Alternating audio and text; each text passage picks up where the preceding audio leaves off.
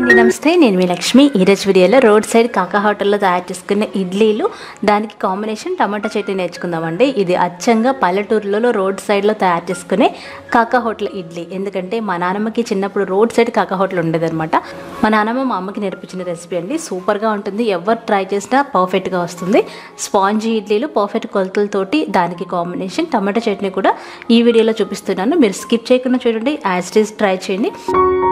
మరి లేట్ చేయకుండా వీడియోలోకి వెళ్ళిపోతాం. ఇక్కడ ఒక గ్లాసు అంటే పావు కేజీ మినపగుళ్ళు తీసుకుని శుభ్రంగా కడుక్కోవాలి. 3 సార్లు ఖచ్చితంగా కడగాలండి. మినపగుళ్ళ పైన ఒక పౌడర్ లాంటిది ఉంటుంది కదా, అది పోవాలన్నమాట. కడిగిన నీళ్ళని మొక్కలకి వేస్తే చాలా మంచిది. ఇప్పుడు దాంట్లో నిండుగా నీళ్లు పోసి 3 నుండి 5 గంటలు నానబెట్టుకోండి. మినపప్పు రుబ్బుకోవటానికి గంట ముందు మాత్రమే ఇడ్లీ రవ్వని నానబెట్టుకోవాలి. మంచి క్వాలిటీ ఇడ్లీ రవ్వ తీసుకోవాలి. నేను ఇందాక తీసుకున్న గ్లాసు ఇది ఈక్వల్ అండి, అందుకని నేను ఈ గ్లాస్తో తీసుకున్నాను అనమాట. ఏ గ్లాస్తో తీసుకున్నామో అదే గ్లాస్తో 2.5 గ్లాసుల ఇడ్లీ రవ్వ తీసుకోవాలి. ఇడ్లీ రవ్వ మంచి క్వాలిటీ తీసుకోవాలి. చూడండి, ఇలా సన్నగా ఉండాలన్నమాట. అప్పుడే మనకి ఇడ్లీలు చాలా స్పాంజీ లాగా చాలా బాగా వస్తాయి. ఇలా తీసుకున్న ఇడ్లీ రవ్వలో నిండుగా నీళ్లు పోసేసి 5 నిమిషాలు పక్కన పెట్టుకుంటే మనకి డస్ట్ అంతా పైకి తేలుతుంది. ఆ వాటర్ని కూడా మొక్కలకి వేసుకోవచ్చు. చూసారు కదా, పైకి తేలిన నీళ్ళని వంపేయాలి. ఇలా 2-3 సార్లు చేయాలన్నమాట. ఆ తర్వాత నిండుగా నీళ్లు పోసి 1 గంట పాటు ఖచ్చితంగా నానబెట్టుకోవాలి. ఇప్పుడు బాగా నానని మినపప్పుని రుబ్బుకోవాలి. నాలాగా రోట్లో కానీ మిక్సీ జార్లో కానీ వెట్ గ్రైండర్లో కానీ దేంట్లోనైనా రుబ్బుకోవాలి. అథెంటిక్ మెథడ్లో చూపిస్తున్నాను అంటున్నాను కాబట్టి నేను రోట్లో రుబ్బి చూపిస్తున్నాను అనమాట. కొంచెం కొంచెంగా వాటర్ పోసుకుంటూ చాలా మెత్తగా రుబ్బుకోవాలి. దాదాపు అరగంట నుండి 45 నిమిషాల పైన టైం పడుతుందండి. అమ్మ వాళ్ళైతే హోటల్ కోసం ఇలాగే రోట్లోనే రుబ్బేవారంట, చాలా ఎక్కువ పిండిని. ఇప్పుడు బాగా మెత్తగా రుబ్బుకోవాలి. దాదాపు ఒక పావు కప్పు వరకు వాటర్ పడతాయి. ఎంత స్మూత్గా రుబ్బాలంటే దూదిలాగా మెత్తగా రుబ్బుకోవాలి.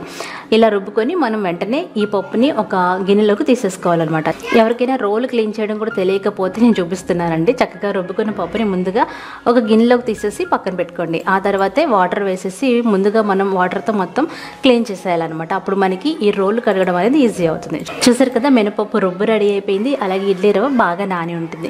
ఇడ్లీ రవ్వ పైన ఉన్న వాటర్ వంచేసి మనం 2 చేతులతో గట్టిగా పిండి ఈ రవ్వని మినపప్పులో కలుపుకోవాలి. మీరు ఎంత గట్టిగా పిండితే అంత మంచిదనమాట. మనకి పర్ఫెక్ట్గా ఇడ్లీలు వస్తాయి.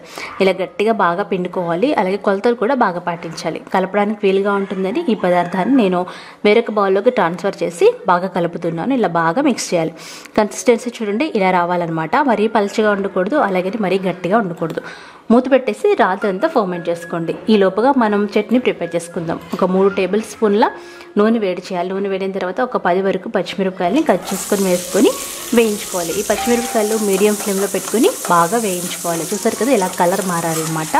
ఇప్పుడు వీటిని మిక్సీ జార్లో తీసుకోండి. ఇప్పుడు అదే నూనెలో పెద్ద సైజులో ఉన్న 4 టమాటాలు కట్ చేసుకొని వేసుకొని వేయించుకోవాలి. దాదాపు 7 నిమిషాల వరకు టైం పడుతుందండి. ఇప్పుడు మనం బాగా మగ్గించుకోవాలి. మూత పెట్టేసి మగ్గించుకుంటే సరిపోతుంది. ఇవి చల్లారిన తర్వాత ఒక మిక్సీ జార్లో 1 అంగుళం వరకు అల్లం వేసుకొని తర్వాత మనం ఆల్రెడీ ఫ్రై చేసి పెట్టుకున్న టమాటాలు పచ్చిమిరపకాయలు వేసుకొని అందులో తగినంత ఉప్పు వేసుకొని మెత్తగా గ్రైండ్ చేసుకోవాలి. కావాలంటే కొంచెం వాటర్ వేసుకోవచ్చు. ఇలా గ్రైండ్ చేసిన పచ్చడిని పక్కన పెట్టుకోండి. ఇదంతా నెక్స్ట్ డే అనమాట. తర్వాత రోజు చూస్తే చూడండి, ఇడ్లీ పిండి ఎంత బాగా ఫర్మెంట్ అవుతుంది. ఇలా పైకి తేలుతుంది. మనకి లోపలంతా స్పాంజీగా అవుతుంది అనమాట. ఇప్పుడు ఈ పిండిని మనం బాగా కలుపుకోవాలి. మీరు ఫ్రిడ్జ్లో పెట్టుకోవాలి అనుకుంటే బాగా కలిపేసి కొంచెం పిండిని ఫ్రిడ్జ్లో పెట్టేసుకోవచ్చు. మీరు అప్పటికప్పుడు వేసేసుకోవచ్చు అనుకుంటే 2 టీ స్పూన్ల వరకు ఉప్పు వేసేసి బాగా కలుపుకోండి. ఇలా బాగా కలిపేసి ఇడ్లీలు వేసేసుకోవడం. ఇడ్లీ వేసుకోవడానికి మీ దగ్గర ఉన్న ఏ రకం ఇడ్లీ పాత్ర అయినా బాగానే ఉంటుందండి.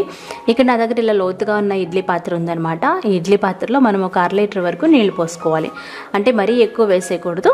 ఇలా 1/2 లీటర్ వరకు నీళ్లు పోసి మీకు ఉన్న ఇడ్లీ రేకుల్ని ఇలా తడుపుకోవాలి. మీ అవసరాన్ని బట్టి ఆఖరి రేకులో ఇడ్లీ వేయకుండా పెట్టుకోండి. అప్పుడు మనకి ఎప్పుడైనా నీళ్లు పొంగే ఛాన్స్ ఉన్నా సరే ఇడ్లీలు పాడవకుండా ఉంటాయి.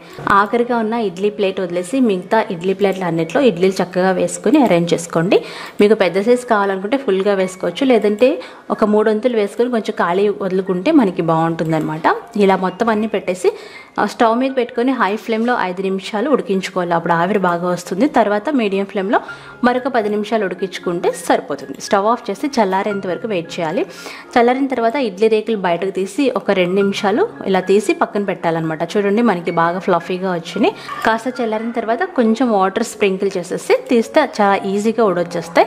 అంతేనండి, సూపర్ టేస్టీగా ఉంటుంది. దీన్ని టమాటా చట్నీతో సర్వ్ చేసుకోండి. అద్భుతంగా ఉండే కాకా హోటల్ ఇడ్లీలు టమాటా చట్నీ రెడీ అయిపోయినాయండి. మీరు ఎప్పుడు చేసినా ఇలాగే చేస్తారనమాట, అంత బాగుంటుంది. మీరు ఈ వీడియో చూపించినట్టుగా యాజ్ ఇట్ ఈస్గా ఫాలో అవ్వండి, మీకు కూడా పర్ఫెక్ట్ ఇడ్లీలు వచ్చేస్తాయి. మరి ఈ వీడియో నచ్చితే లైక్ చేయండి, షేర్ చేయండి, సబ్స్క్రైబ్ చేసుకుని బెల్ బటన్ ఆన్ చేసి పెట్టుకోండి. బాయ్.